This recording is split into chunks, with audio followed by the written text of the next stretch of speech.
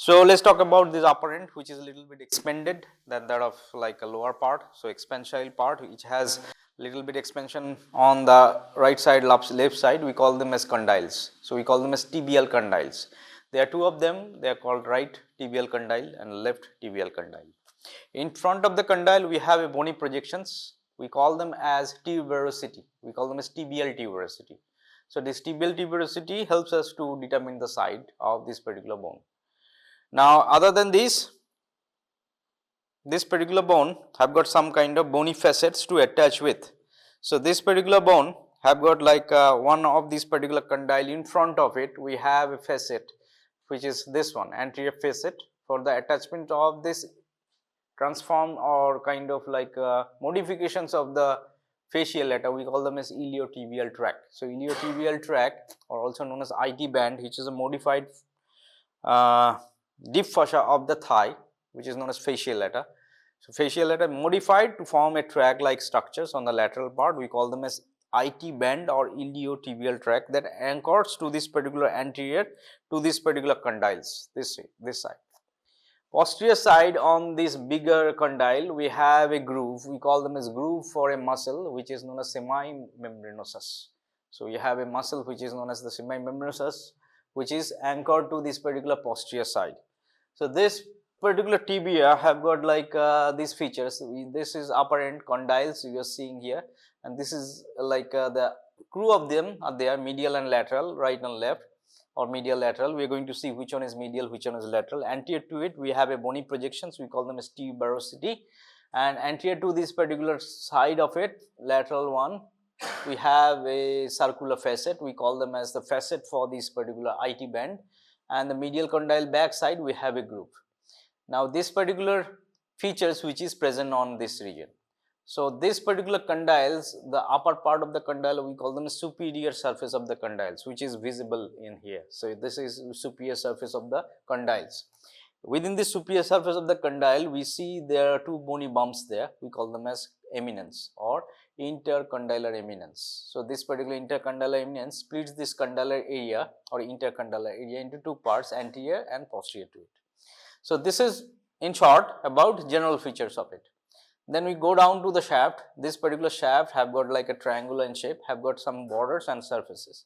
So this particular border which is running down from this particular lower end of the tibial tuberosity anteriorly over here, we call them as anterior border or shin, which is subcutaneous. We can feel this particular anterior border. Contrary to this side we have border which is sharper here. We call them as interosseous, also known as lateral border. On opposite side to this lateral border we have another border, we call them as posterior border. So we have three borders, anterior, interosseous or lateral, and medial border, which is present in here. So we have three borders in this: anterior border, lateral border and medial border. Now if you have these particular borders which you are seeing here visible in here, we have to see these particular borders in this particular board as well. So this particular border which you are seeing here coming down from this shin, coming down to this particular tibial tuberosity, we call them a shin or anterior border, which is present on this side. Right side to it we have this particular projections, or this one which is sharp, we call them as interosseous border, and other one which is medial border, which is opposite side to it.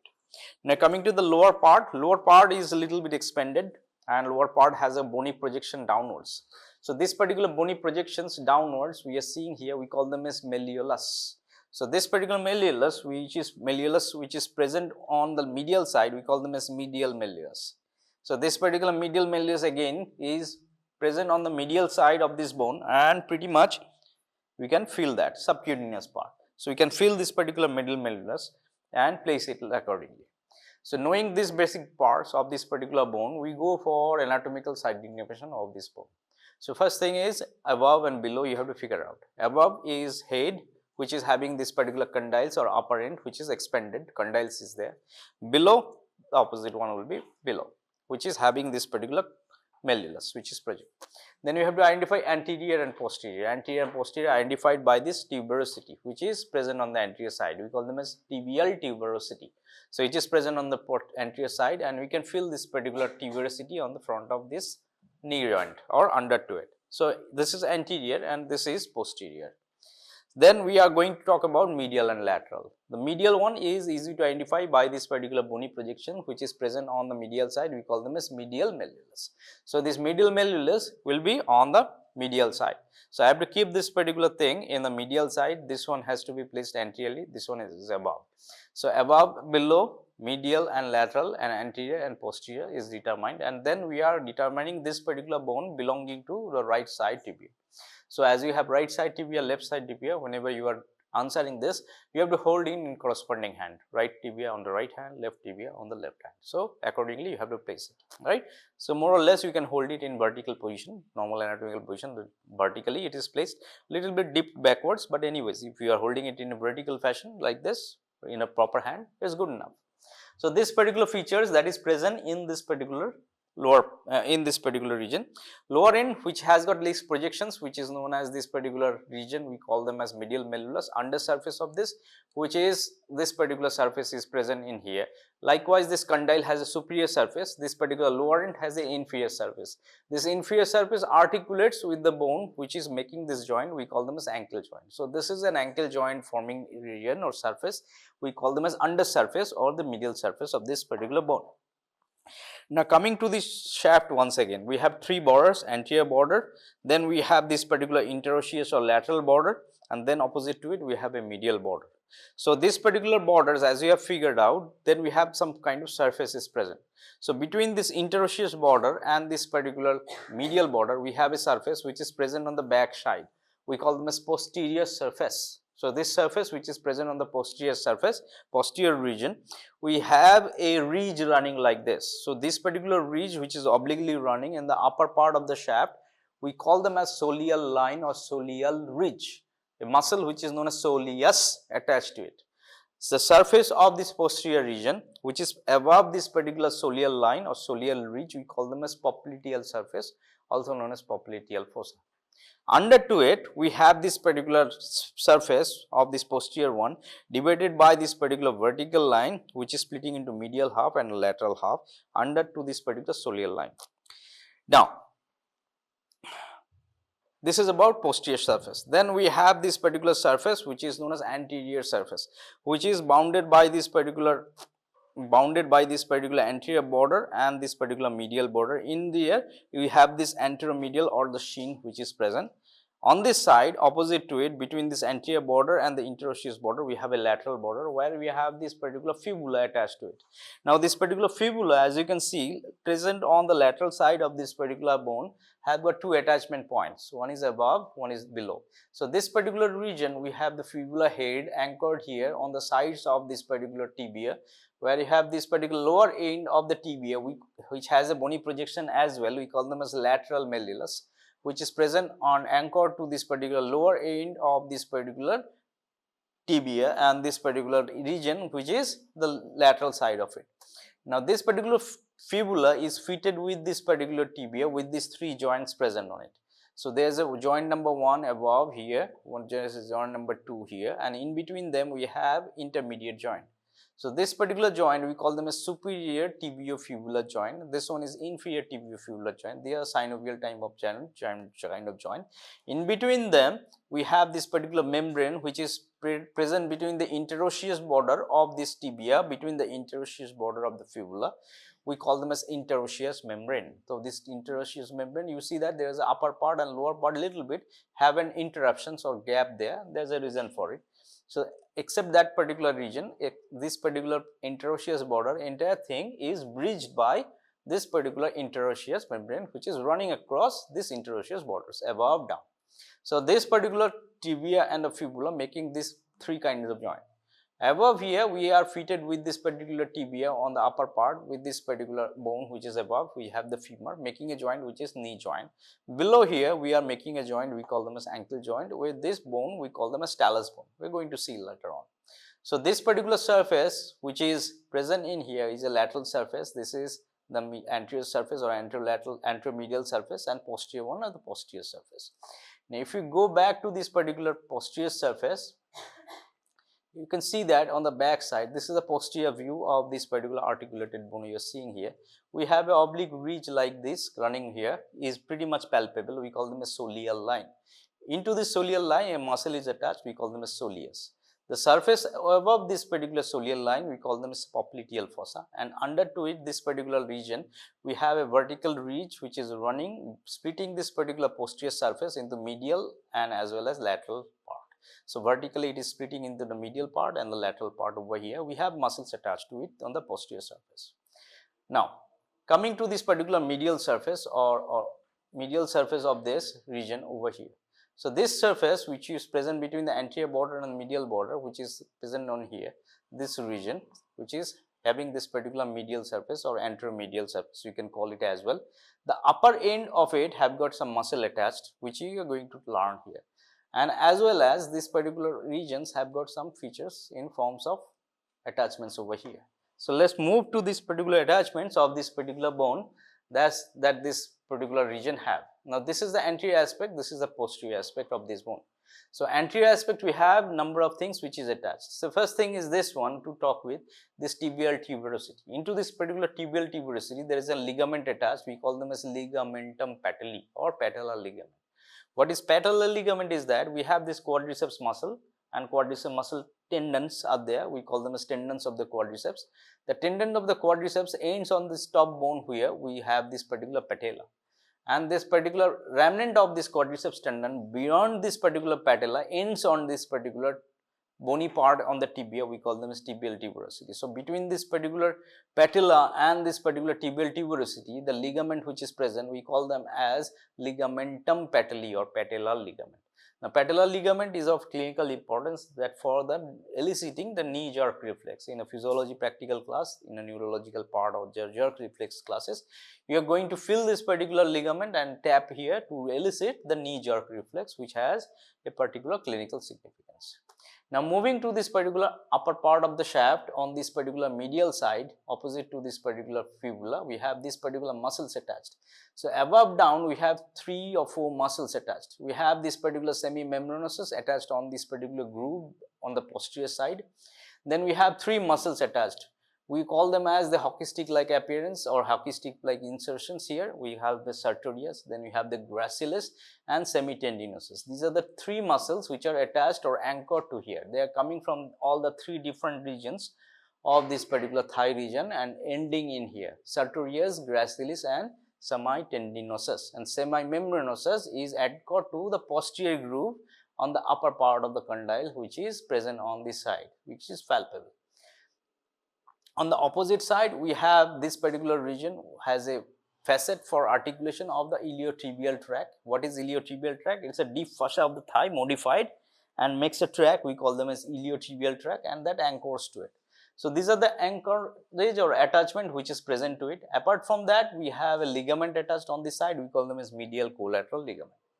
Now, coming down to this particular wrist part over here, on this particular anterolateral wall or this particular shin, anterior border and this particular lateral surface or the surface which is related to the interosseous border, we have a muscle thick attached to it, which is tibialis anterior, that we have dissected out yesterday. We have seen this particular muscle fiber and tendon, you have seen that going down. So, we have tagged that particular structure as well. So, anterior or anterolateral compartment muscle, tibialis anterior, this is the prime one which you have dissected or seen that. Along with that, we have seen other muscles which are extensor muscles.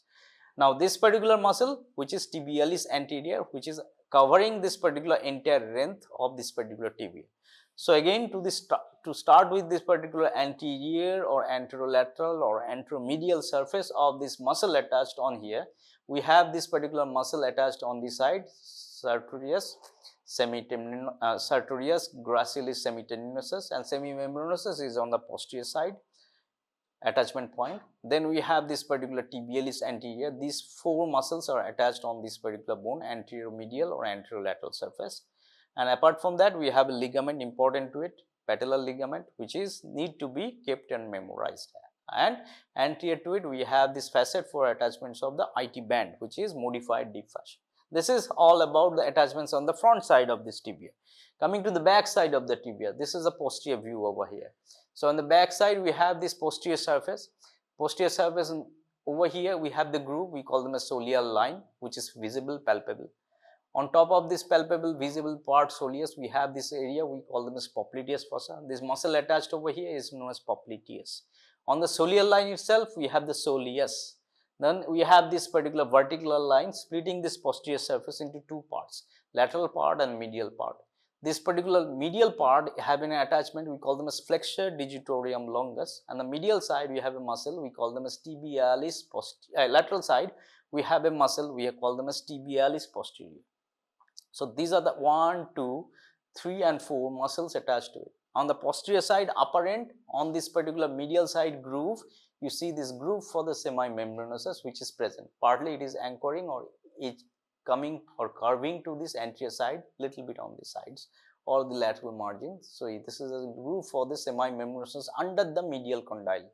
So groove under the medial condyle, we have this for the muscle attachment semimembranosus, whereas semitendinosus is attaching on the front side or upper medial side of the front side of this tibia. So this particular tibia is having very few muscle attached to it, popliteus, soleus, tibialis posterior and flexor digitorum longus. The 1, 2, 3, 4 and this one is the 5 one which is coming from the back side. So this 5 muscle attached to it and anterior side as well. So sartorius gracilis and semitendinosus which is anterior to it. Then we have this particular lateral side, we have this particular tibialis anterior. So this 3 and 4 which is present on this, and we have this ligament which is present on this. So this is about this particular muscles that are anchored or attached to it.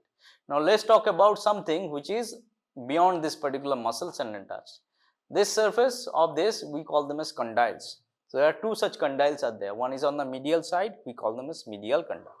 Other one is on the lateral side, we call them as lateral condyles. So these are in between them we have intercondylar region or intercondylar space.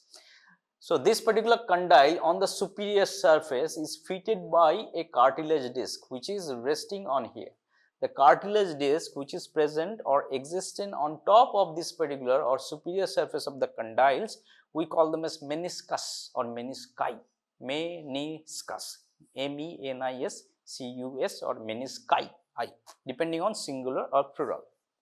Now this condyles, medial one we have the medial meniscus or menisci, and lateral one we have the medial lateral meniscus or medial lateral menisci. Together we have the menisci which is present in this superior surface. What is the purpose of this particular cartilage disc? To ease the friction between this particular lower end of the femur with the lower end of the tibia whenever we are making joint movement, flexion, extension, running extensions or anything we are doing. So this is allowing this kind of like a buffer or kind of cushion whenever you are making this. If this particular menisci or meniscus, if it is damaged, we cannot have a second set of it. We cannot have a replacement to it. If it is damaged, it has to be either thrown out or it need to be replaced. So we have to do a surgery involving this particular menisci if they are damaged too much. We call them as knee joint replacement surgery, where we have to place a new face of cartilage which is synthetic one covering or capping this particular end as well and the femur end of the lower part of the condyle as well. So that particular surgery we call them as the knee joint replacement surgery if you have this particular menisci or meniscus damaged by anyways. So this particular menisci present on the medial side and lateral side, they are of different sizes or different shapes. Some of them are kind of semicircular, some of them are kind of C-shaped. So they have an anterior horn body and the posterior horn kind of thing. So that particular descriptions is limited for the discussion of the theory part. I am just like introducing that particular menisci or meniscus. Reason is that during the examination, whenever you are given this particular region, we usually ask you to describe about this particular condyles or upper end of the condyle. So beside this particular condyles which you are making here, we are asking about the superior surface features. So on a superior surface feature, bony features is there, this particular bony points. We call them as eminence, which splits this particular eminence into anterior and posterior halves. So this half is splitted into this particular bony eminence. Beside that, we have in a living condition a cartilage disc existing on top of it, which we forget during examination. Rather, within this particular knee joint, if you have to emphasize something on that, the meniscus is the thing that you should be learning or memorizing the first thing, because without that we we cannot work, we cannot do any movement. Thigh or meniscus, injuries to it, how does it look like, how this particular thing helps us, which meniscus out of these two are prone to have injuries, and if it is injured, what we are going to deal with, that's the thing that you have to learn, and why this particular thing once damaged, once injured cannot be repaired or cannot be replaced, that also you have to learn in the clinical anatomy sessions. So those things that you have to learn about. This is one thing about the superior surface. Other than this, in the superior surface, we have a set of ligament, we call them as cruciate ligament, C-R-U-C-I-A-T-E, cruciate. By the name of cross, we have this cross thing. The cross comes with this cruciate. There are two crossing ligaments are there, they are crossing each other, making like an X, that's X, like the Twitter become X, that kind of X. So it looks like X crossing each other, that's why they are known as cruciate ligament. The ligaments are called as anterior cruciate ligament and posterior cruciate ligament. Anterior cruciate ligament is anchored to the anterior part of the intercondylar area. Posterior cruciate ligament is anchored to the posterior side of this intercondylar area. So this anterior cruciate ligament and posterior cruciate ligament, they are going on medial side, lateral side, crossing each other.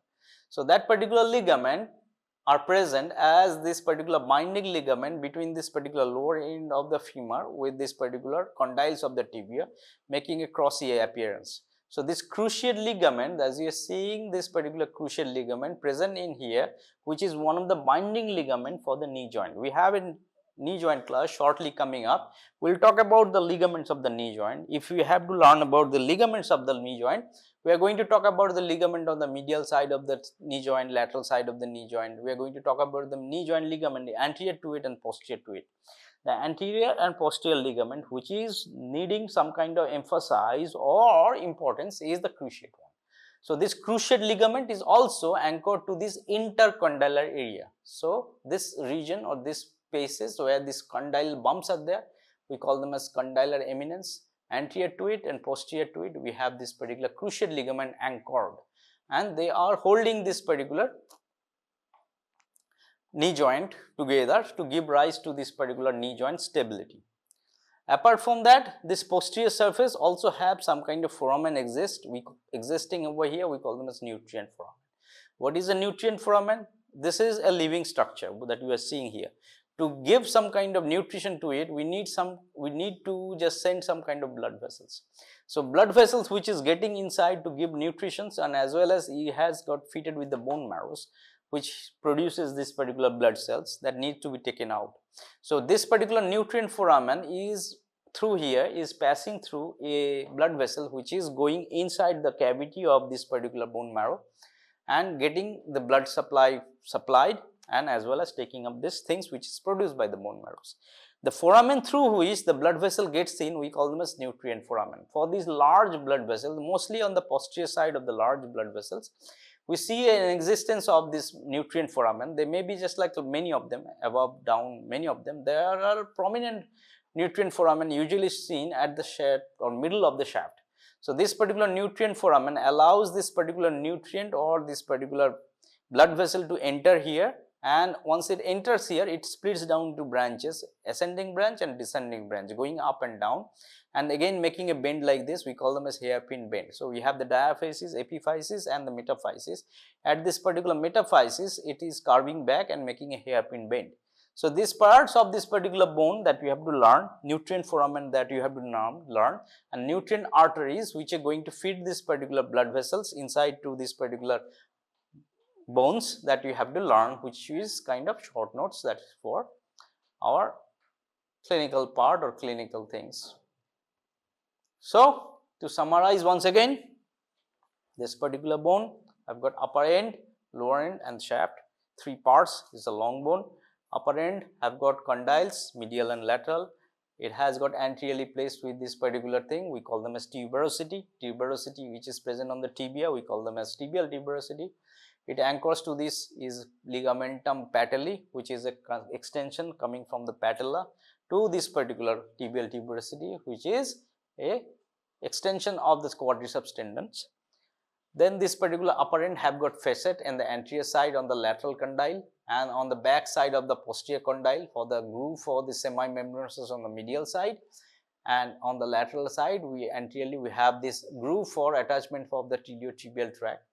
On the lateral side, on this side we have this particular attachment of this particular fibula, which marks here under to it. So fibular facet which is present on this, or fibular notch which is present on above here, and as well as on the side lower end or opposite to this particular medial malleolus, where we have this particular fibular attachment side for the joint, superior tibiofibular joint and inferior tibiofibular joint. In between this particular joint, this particular tibia is bridged by this kind of membrane, we call them as interosseous membrane. This kind of joint which is formed by here, we call them as syndesmosis. So syndesmosis is a kind of joint which is also known as fibrous joint or interosseous joint. So syndesmosis, syndesmosis, is a kind of exam short note. You prepare that for the general anatomy section. Now, other than this, shaft have got like 3 borders, 3 surfaces. So 3 had got medial border, lateral border, and as well as anterior border which is present to it, and it has got 3 surfaces. Posterior surface which is pretty prominent, anteromedial and anterolateral surface can be divided into medial and lateral side, and this particular surfaces having got like bony attachments on these sides, laterally especially this joints which is placed in here. Above we have a joint, knee joint. Below we have this particular joint, we call them as ankle joint, which is joining with this particular bone which call them as talus. And other than this, in this superior surface of the condyles, medial condyle, lateral condyle, we have this eminence between this particular condylar region, we call them as intercondylar eminence, which is splitting this condyles into anterior part, posterior part, where we get this attachment of the anterior cruciate and posterior cruciate ligaments. Posteriorly we have this soleal line which is present, obliquely present, and then under to it we have a vertical line splitting the posterior surface. Above the soleal line, the region we call them as popliteal fossa. Below the soleal line, vertically it is splitting into medial half and lateral half. Accordingly, we have the muscle attached to it. Naming about the muscles, anteriorly or anterolaterally, we have this particular tibialis anterior extending throughout the entire length, mostly on the shaft or middle or upper third and lower third of the shaft. Lower part of the shaft, as you can see, it is relatively more subcutaneous and nor having any muscle attachment, because this particular muscle belly is emptied here. Then we have the tendon which is beginning. Then we have this particular sartorius muscle anchored to it on the medial side. Then we have this gracilis, semitendinosus and semimembranosus on the posterior or posterolateral groove on the medial malleolus. Laterally iliotibial tract, and as well as we have the collateral ligaments, lateral collateral ligament anchoring to these particular sides of this particular tibia ending into this fibula upper end. We have this particular medial collateral ligament which is a knee joint ligament ending here. Superior surface we have this cruciate ligament going on anterior to posterior, we call them as anterior cruciate, posterior cruciate ligament. Back side we have this particular soleus muscle, popliteus, and lower part we have this tibialis posterior on the lateral side. On the medial side we have a muscle, we call them as flexure digitorum longus, which is flexing or dorsiflexing the ankle joint. Now coming to this particular joint, you are seeing here this bone on this particular articulated foot. This bone we call them as talus. This part we call them as body of the talus, and this is the head of the talus, and this is neck of the talus. So this particular body of the talus on which the tibial inferior surface sits on and makes this particular joint, we call them as tibiofibular joint, also known as a part of ankle joint. So this is a talus bone into which, or body of superior surface of the talus, into which this particular bone is uniting, making a joint, tibiotallar joint, which is an ankle joint, tibiotallar or ankle joint, which is formed by this particular bone. So this is in short about this particular bone, and coming to this particular side determining it, you have to identify the upper end and lower end based on this particular condyles present on above, and opposite to it we have this lower end which is fitted with the malleolus bottom side. Anterior posterior identified by this prominence, tibial tuberosity in front, soleal line in the back side. Medial and lateral identified by this presence of this medial malleolus should be placed on the medial side, and the opposite side we have this facet for the fibular bone which is present or fibular facets. So, this is how we are identifying it. To hold it in vertical fashion, and according to you have to hold it in right hand and left hand depending on this how this particular tibia belongs to. Right tibia, right hand, left tibia, left hand, and it had very few muscle attached to it. And superior surface, as I am saying here, this surface, do not forget about the meniscus which is present to it, and this is how this particular articulated tibia with the fibula with this particular patellar or ligamentum patelli should be looking like. This particular metal thing which is ligamentum patelli ending from this particular inferior end of this patellar to this particular tibial tuberosity. So, this things is palpable, and we strike this hammer with this striking hammer or knee jerk hammer with this particular point to elicit this particular knee joint reflex. And this is the foot articulated one, and this is the talus into which this particular inferior surface of it is making a joint. We call them as tibiotalar joint, also known as this particular tibiotalar part of this foot joint or ankle joint. And borders on the surface, accordingly you have to identify the facets for the fibula above and below.